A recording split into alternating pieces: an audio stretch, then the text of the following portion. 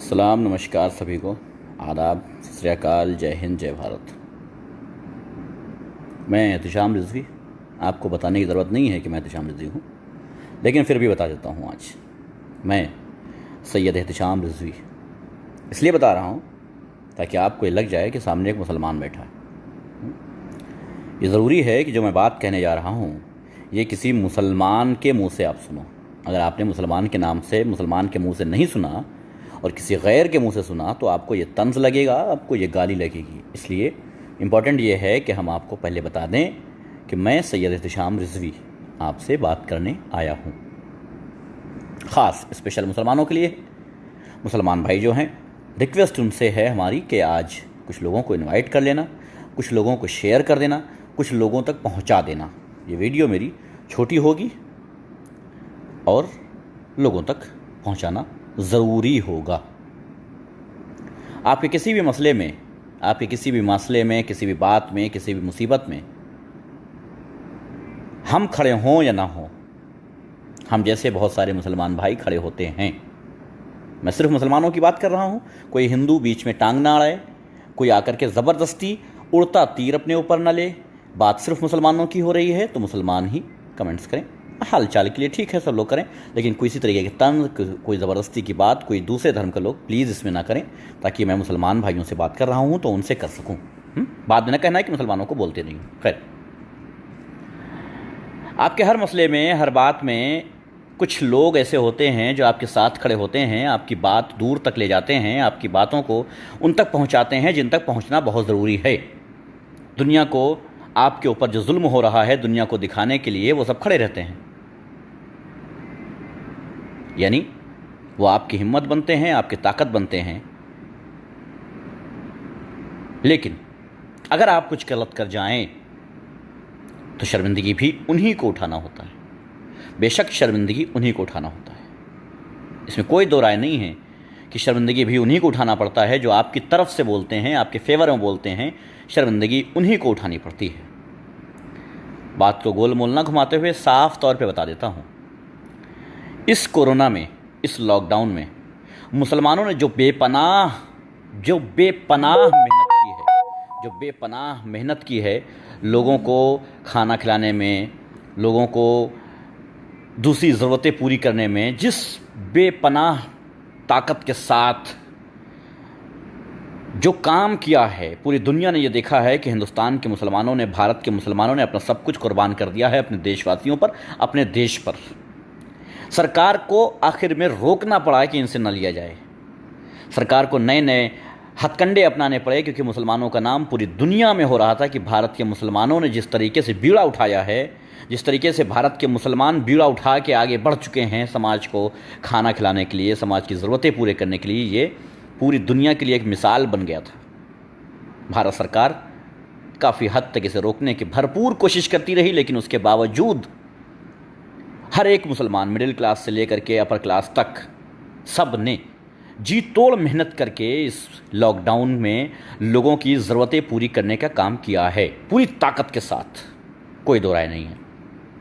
मुसलमानों ने जो किया है ये एक मिसाल बनाया है, अपने लिए एक मिसाल बनाया है और उन्हें दिखाया है कि तुम हम पर कितनी भी उंगलियां उठाओ, लेकिन हम दिखाएंगे कि हम सच्चे भारतवासी हैं, हम सच्चे इंसान हैं। हमारा मज़हब हमें यह सिखाता है। भारत के मुसलमानों ने यह दिखाया है।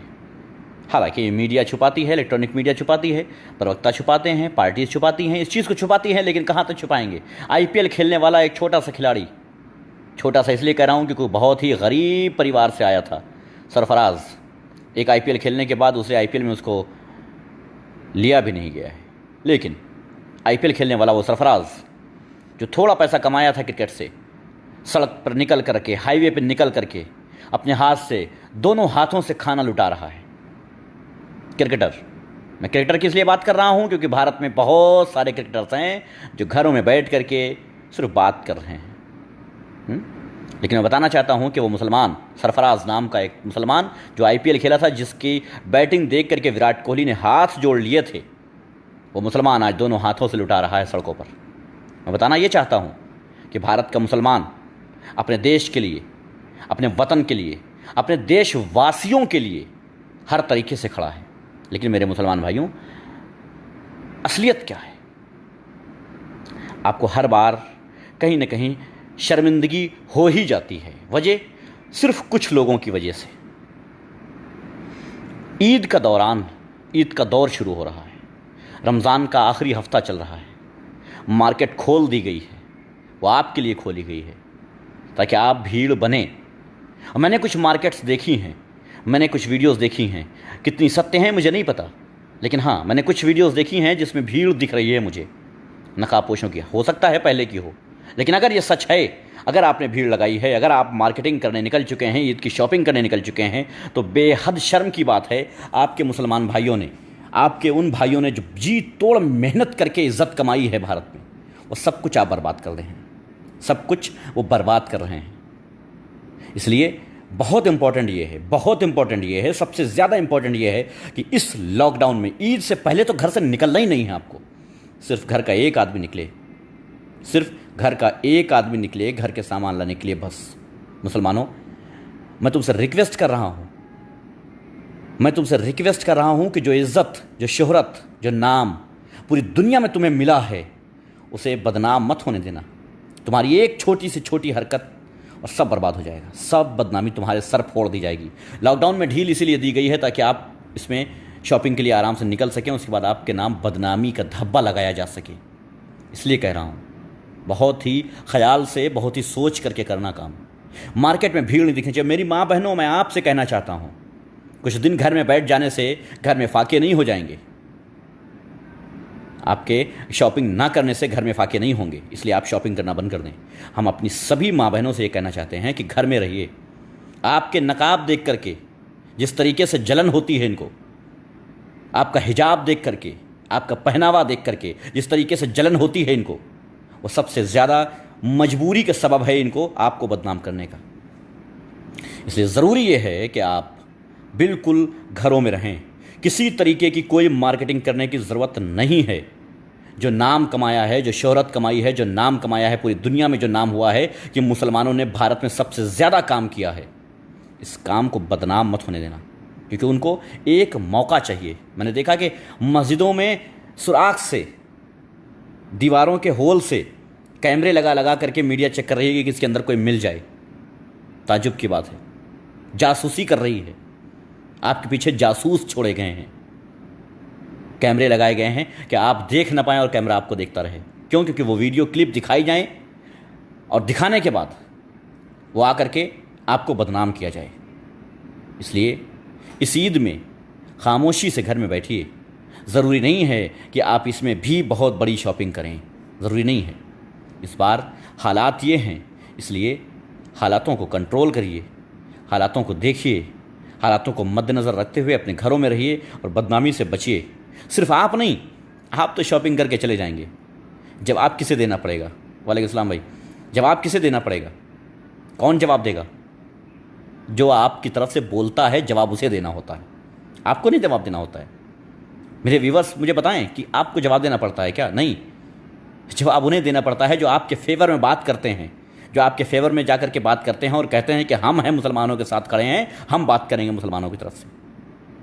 जो आप पर जब उंगलियां उठती हैं तो वो आते हैं जवाब देने। रिप्लाई क्या हुआ अवीको भाई, खैरियत? ठीक है, इसलिए समझा रहा हूँ, इस बात को अच्छे से समझ लेना। अगर आप में ज़रा से भी इंसानियत बाकी है, और बहुत बाकी है, ये पक्की बात है, आप में, आपके अंदर बहुत इंसानियत बाकी है। आपने जो काम किया है इस लॉकडाउन में, बेशक आपके अंदर बहुत ज़्यादा इंसानियत है, ये साबित हुआ है। थोड़ी सी और दिखा दो, और इस लॉकडाउन में इन अंधभक्तों को, इन कुत्ते की पूंछ जो है, ये कुत्ते की 12 साल पूंछ जो होती है। एक और दर्दनाक हादसा कहाँ हुआ भाई? यूपी जौनपुर में सिपाह स्थित देवधर्म कांटा के सामने 2 ट्रकों के आपस में भिड़ंत, कई घायल। आखिर केंद्र सरकार ने ट्रेन से क्यों नहीं भेज रही? ऐसी गर्मी में ट्रक 75 लोग कैसे बैठते होंगे? लगातार वही होता जा रहा है विको भाई, लगातार वही होता जा रहा है। मैं पता करता हूँ, अभी सिपाह का मामला है तो मैं पता करता हूँ अभी। खैर, तो याद रखना, मुसलमानों ने ये दिखाया है कि हमारे पास दिल और इंसानियत और ज़मीर है। मुसलमानों के पास, भारत के मुसलमानों के पास अभी ज़मीर है, और इस ज़मीर को ज़िंदा रखना है, इस ईद में शॉपिंग नहीं करना है, किसी भी हाल में शॉपिंग नहीं करना है, किसी भी मार्केट में भीड़ नहीं लगाना है, यह आपकी जिम्मेदारी है। वरना क्या है साहब, बदनामी का ठीकरा फोड़ा जाएगा। जो कुछ किया है सब किनारे, लेकिन सीधे तौर पे आपके ऊपर सर पे ठीकरा फोड़ दिया जाएगा। और जवाब किसे देना है ये आप अच्छे से जानते हैं कि आप तो ये काम कर लेंगे, लेकिन जवाब उसे ही देना होता है जो आपके फेवर में ज़रा से भी बात करता है। कभी कभी हम लोग निःशब्द हो जाते हैं, हम जिनके लिए बोलते हैं, सिर्फ मुसलमान की बात ना करूँ, अगर पूरे पूरे भारतीयों की बात करूँ, कभी कभी हम निःशब्द हो जाते हैं, हमारे पास सवाल के जवाब नहीं होते हैं। उसके वजह जानते हैं, वजह जानते हैं कि हम जिनके लिए बोलते हैं वो ऐसा कारनामा करते हैं कि हम उनके लिए ना बोल पाएँ। और इसलिए जो सीना चौड़ा किया है, जो हमें ताकत बख्शी है आपने, इस ताकत को और बढ़ाइएगा। आप अगर हमें ताकत देंगे तभी हम आपके लिए मैदान में उतर सकते हैं, तभी हम आपके लिए लड़ सकते हैं। सिर्फ हमारी बात नहीं कह रहा हूँ मैं हम कह करके सबकी बात कर रहा हूँ। तभी हम आपके लिए लड़ सकते हैं जब आप ताकत बनेंगे। और ताकत आप ऐसे बन सकते हैं कि जब ये काम होने वाला है, जब आप पर कैमरे लगा दिए गए हैं आपको देखने के लिए कि कहीं भी आप भीड़ बनाएं और हम टारगेट करें और सारा कोरोना का ठीकरा आप पर फोड़ दें और आपको फिर से देशद्रोही साबित कर दें, फिर से आपको देशद्रोही साबित कर दें। इस दौरान आपको कहीं किसी मार्केट में भीड़ लगाने की ज़रूरत नहीं है, बहुत ख्याल रखें।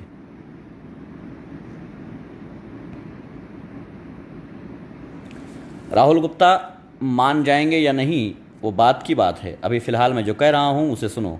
और मैंने पहले से कहा है कि मैं सिर्फ मुसलमान भाइयों से वार्ता करने आया हूँ इस टाइम, इसलिए बीच में कोई टांग मत अड़ाना, प्लीज़ बीच में कोई टांग मत अड़ाना। मैं अपने सिर्फ मुसलमान भाइयों से बात कर रहा हूँ, सिर्फ हिंदुस्तान के, भारत के मुसलमान भाइयों से वार्ता कर रहा हूँ। सो प्लीज़ कूल, थोड़ा सा कूल। खैर, जिस तरीके से भारत के मुसलमान अब भी लॉकडाउन 4 1 2 3 4 लॉकडाउन 4 शुरू हो चुका है, लेकिन दोनों हाथों से मुसलमान सिर्फ लुटाने पे लगा हुआ है, लूटने पे नहीं लगा हुआ है साहब, लुटाने पे लगा हुआ है। अभी तक आपने देखा होगा कि एक गाड़ी होगी किसी चीज़ की, अगर कहीं अकेले में हाईवे पे गाड़ी खड़ी मिल जाए और कुछ लदा हो उसके ऊपर, तो लोग उसके ऊपर टूट पड़ते हैं उसको छीनने के लिए, उसको लूटने के लिए। लेकिन साहब आज निकलिए हाईवे पर, आज निकलिए रास्तों पर, आपको ऐसे हज़ारों की भीड़ मिलेगी, 100 की भीड़, 50 की भीड़, 40 लोगों की, 10 लोगों की, 20 लोगों की भीड़ मिलेगी मुसलमानों की, जो ट्रकों पे लुटा रहे होंगे, फेंक रहे होंगे, ट्रकों पे पैकेट फेंक रहे होंगे, पहुंचा रहे होंगे लोगों तक। गाड़ी रुकवा रुकवा के, ज़बरदस्ती गाड़ी रुकवा रुकवा करके उनको खाना दे रहे हैं, ज़बरदस्ती उनको पैकेट दे रहे हैं, पूरी पूरी गाड़ी भर के, ट्रक भर के जो है तरबूज बांट रहे हैं। यानी हर तरह की चीज़ बांट रहे हैं, किसी तरीके की कोई चीज़ बाकी नहीं है, किसी तरीके की कोई ऐसी चीज़ बाकी नहीं है जो ना पूरी कर रहे हो, हर तरीके से पूरी कर रहे हैं। इसलिए बहुत इंपॉर्टेंट ये है कि इस बात को समझिएगा। और इसका बात को मैं फिर कहता हूँ, इस लाइव को प्लीज़ शेयर कीजिएगा, प्लीज़ इस लाइव को शेयर कीजिएगा। यह आपकी ज़िम्मेदारी है, या आपकी ज़िम्मेदारी किसी के व्हाट्सएप पर भेज दो या कहीं भेज दो, मतलब नहीं है। बहुत शुक्रिया मेरे भाई, बहुत शुक्रिया। हाँ, मैं इसमें हिंदू मुस्लिम कर रहा हूँ राहुल भाई, राहुल गुप्ता जी, मैं इसमें हिंदू मुस्लिम कर रहा हूँ, जो आप समझें वो बेहतर है, ठीक है? प्लीज़ आप जो समझें बेहतर है आपके लिए। खैर, इग्नोर करता हूँ, दोबारा कमेंट्स नहीं पढ़ूंगा तुम्हारा, ठीक है? खैर, बता रहा हूँ, तो इस लॉकडाउन में, इस ईद में हम ये मान लें, ये शपथ या कसम खा लें कि हम किसी मार्केट में भीड़ नहीं लगने देंगे। और इसका सबसे बेहतरीन तरीका ये है कि घर से सिर्फ एक आदमी निकले मार्केट के लिए, ज़रूरी सामान लेने के लिए, ले और घर वापस आवे। मार्केट में घूमने मत जाना कि आप घूम रहे हैं, एक कोई चीज़ लेना है तो घूम रहे हैं, पूरी मार्केट घूम के आ गए, फिर लेते हैं, चलो देखेंगे, पहले देख लें, पूरी मार्केट घूम लें, क्या क्या बिक रहा है, क्या क्या खुला हुआ है, देखें ज़रा हम भी, फलाने की दुकान खुली कि नहीं खुली है, देख लें ज़रा, अरे उनकी दुकान बहुत अच्छी थी, देखें खुली कि नहीं खुली। सिर्फ खुली ना खुली देखने के लिए हज़ारों की भीड़ इकट्ठा हो जाएगी, सिर्फ दुकान देखने के लिए, मार्केट देखने के लिए, बड़े ज़माने के बाद मार्केट खुली है, चलो वही चलते हैं। इसलिए ऐसा मत करना। अब भोम सिंह राठौड़, चल निकल यहाँ से, ठीक? जाके बोल अपने मोदी से कि नहीं मानेंगे उसकी बात। तुझसे बोला ना मैं, बीच में टांग नहीं अड़ाना, जिससे बात कर रहा हूँ उससे बात करने देना, ठीक? समझा रहा हूँ, एक बार में समझ जा। जाके अपने घर में तस्वीर लगा मोदी की और कर पूजा जाके, छिछोरे। इसलिए बहुत ज़रूरी ये है कि इस मार्केट में, इस ईद में कहीं किसी तरीके की भीड़ नहीं होनी चाहिए, ख़ास करके मुसलमान एरिए में। समझ रहे हैं आप? वरना आप पर इल्ज़ाम लगाते 2 मिनट लगेगा साहब, और फिर कोई नहीं बोल पाएगा, किसी के पास कोई जवाब नहीं होगा। अगर हमें वीडियो दिखाई जाएगी और कहा जाएगा कि साहब ये वीडियो देखो और बताओ, तो हम क्या कहेंगे? फिर आप भी उसमें शामिल हो जाओगे जो शराबी भीड़ लगाए थे, जो बेवड़े भीड़ लगाए थे, शराबी, है ना, नशेड़ी, दारूबाज जो भीड़ लगाए थे ना, आप उसमें शामिल हो जाओगे। क्या आप चाहते हो कि आप उनकी फहरिस्त में शामिल हो जाओ जो नशेड़ी हैं, दारूबाज हैं? क्या कहते हो? अय्यूब खान करें, मेरा भी जवाब दो भाई, लिख दो क्या कहना चाहते हो फिर से। वालेकुम सलाम अकील भाई, ठीक है। इसलिए भीड़ ना लगाना, ये कसम खा लो भाई, और ये सबकी जिम्मेदारी है। दुकानदारों की भी जिम्मेदारी है कि अपनी दुकान पे भीड़ ना लगने दें, ख़रीदारों की भी जिम्मेदारी है कि भीड़ ना लगने दें, जल्दी से अपना सामान ख़रीदें और घर वापस सीधे। किसी तरीके की मार्केटिंग में भीड़ ना लगाएं, ये लाइनें लगाएं ना वहाँ जा कर के, वरना ये समझ लेना कि सारा ठीकरा, देश की अर्थव्यवस्था का सारा ठीकरा तुम्हारे सर आना है, और उनको मौका मिल जाएगा एक बार फिर से। ये मत समझना कि पहले वाले मुद्दे भूल गए हैं। समझ गए? समझ रहे हो मैं कहाँ इशारा कर रहा हूँ? पहले वाले मुद्दे भूले नहीं हैं, वो टारगेट वही है। इस वजह से फैज़ रिजवी कह रहे हैं इनबॉक्स चेक करो। भाई इनबॉक्स मैं आजकल यूज़ नहीं कर रहा हूँ, सो प्लीज़ आप, चलिए मैं खैर कर लेता हूँ, इंस्टॉल कर लूँगा इंशाल्लाह, ठीक है। इसलिए बहुत ज़रूरी है, क्योंकि सब कुछ याद है, वो सब कुछ पेंडिंग में पड़ा हुआ है। आपकी एक गलती को उठा करके वो पूरे भारत के मुसलमानों को बदनाम करके इनको ना जाने क्या क्या बना देंगे। और याद है ना, वो भूले तो नहीं हैं पहले वाली बात। इस लॉकडाउन से पहले क्या हो रहा था भारत में, वो तो नहीं भूले हैं ना आप। इस लॉकडाउन के ले करके, या ये इस कोरोना को ले करके भारत में मुसलमानों को किस तरीके से टारगेट किया गया है, सबको पता है। या हमेशा भारत में जिस तरफ से मुसलमानों को टारगेट किया गया है, सबको पता है, पूरी दुनिया को पता है।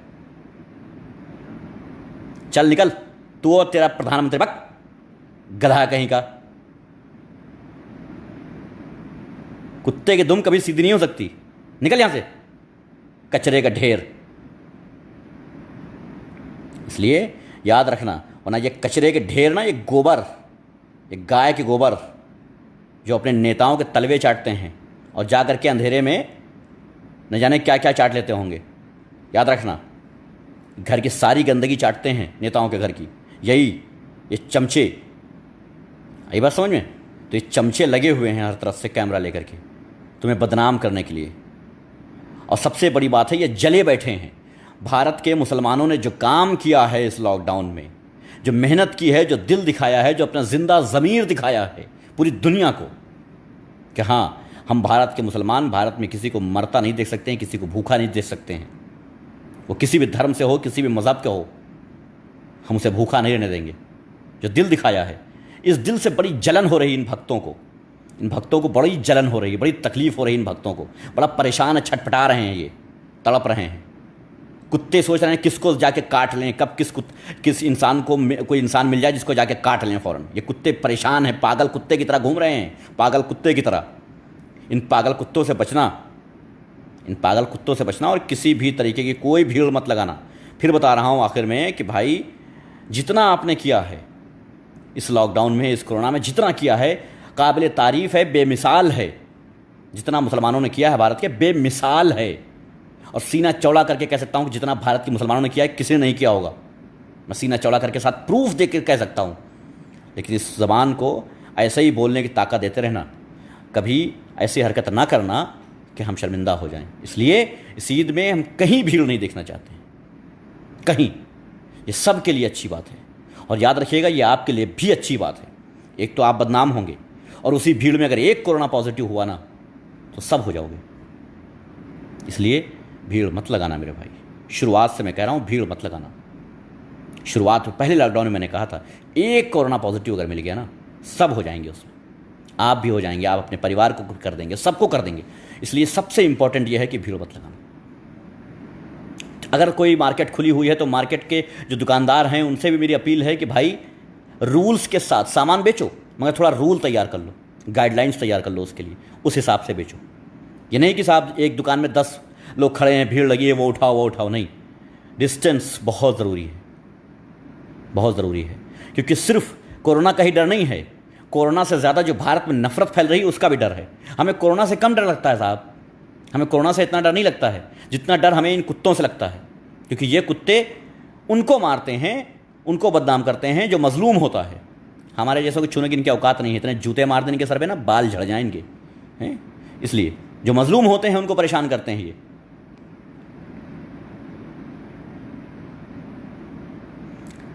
तुझे ब्लॉक मारूं या जूते मार के भगाऊं बे, हैं? देख लो ये भक्त की ये होती है भक्त की बातें, देख लो ये होती है भक्ति। इसको जब तक इसके सर पे जूते नहीं पड़ेंगे ये हटेगा नहीं यहाँ से। जब तक सर पे जूते ना पड़ जाएं तब तक हटने वाला नहीं है। मैं बोल रहा हूँ कि जा भाई, मैं तुझसे बात नहीं कर रहा हूँ। कभी मूड में हूँ तो आ जाना, कभी मूड में हूँ तो आ जाना, फिर तेरी और तेरे वालों की ऐसी उतारूँगा, तेरी और तेरे वालों की ऐसी उतारूँगा, पहनने की ज़रूरत नहीं पड़ेगी।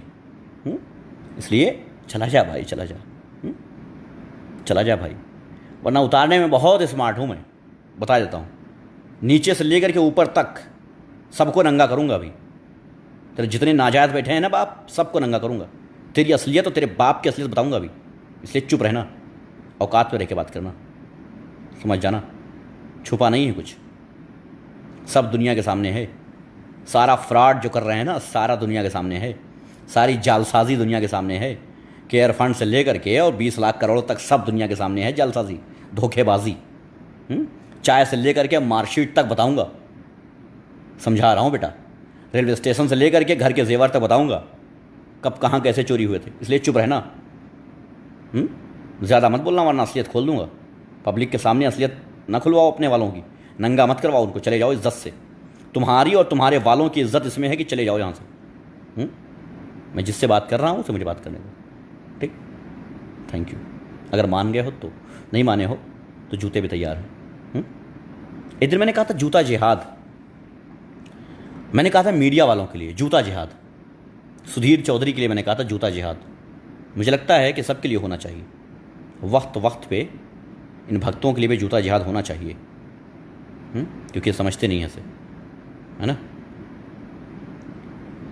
खैर, तो मेरे भाइयों, जिस तरीके से मेहनत इस लॉकडाउन में किया है, जिस तरीके से अपना जिंदा ज़मीर दुनिया को दिखाया है कि हम जिंदा ज़मीर वाले मुसलमान हैं, हम मुसलमान हैं, ये दिखाया है कि सच में हम मुसलमान हैं, उस तरह से थोड़ी सी मेहनत और करना, थोड़ी सी मेहनत और करना, ताकि आप सब इस मुसीबत में बदनाम ना होने पाओ और हम जवाब देने के लायक रहें। अगर हम जवाब देने के लायक रहेंगे तो 2-4 कुत्ते कभी आपको कुछ नहीं कर सकते हैं, याद रखना। हम तभी बोल सकते हैं, हमें ताकत तभी मिल सकती है जब आप चाहें। अगर आप नहीं चाहेंगे तो हम आपके फेवर में नहीं बोल पाएंगे, हम आपकी सच्चाई दुनिया को नहीं दिखा पाएंगे। इसलिए इम्पॉर्टेंट है कि आप हमारी ताकत बने, हमारी कमज़ोरी नहीं, हमारी ताकत बने। हर ऐसे कितने आए और कितने चले गए, कितने आए और कितने चले गए, कुछ नहीं कर पाए मुसलमानों का, कुछ नहीं कर पाए, और ये भी कुछ नहीं कर पाएंगे। लेकिन ज़रूरी ये है कि एहतियात बरतिए। अगर एहतियात नहीं बरतेंगे तो फिर प्रॉब्लम है। एहतियात ज़रूरी है। बाकी निपटने के लिए तो हम लोग बैठे हैं साहब, काहे टेंशन ले रहे हो आप लोग? वालेकुम सलाम भाई, काहे टेंशन ले रहे हो? हाँ, थोड़ी बात आप भी माने ताकि हम भी बोलने के लायक रहें। ठीक है, चलिए, बहुत बहुत शुक्रिया मेरे भाई। शेयर कर देना इसे, लास्ट में जाते जाते इसे शेयर ज़रूर कर देना, लोगों तक ज़रूर पहुंचा देना। ये आपकी ज़िम्मेदारी है, ये आपकी ज़िम्मेदारी है। प्लीज़, ये आपकी ज़िम्मेदारी है कि आप रोकें, अपने पड़ोस के लोगों को रोकें, अपने गांव के लोगों को रोकें, अपने मोहल्ले के लोगों को रोकें, अपने मार्केट के आसपास रोकें, इन लोगों को रोकें। ये बहुत ज़रूरी है। शुक्रिया, अल्लाह हाफ़िज़।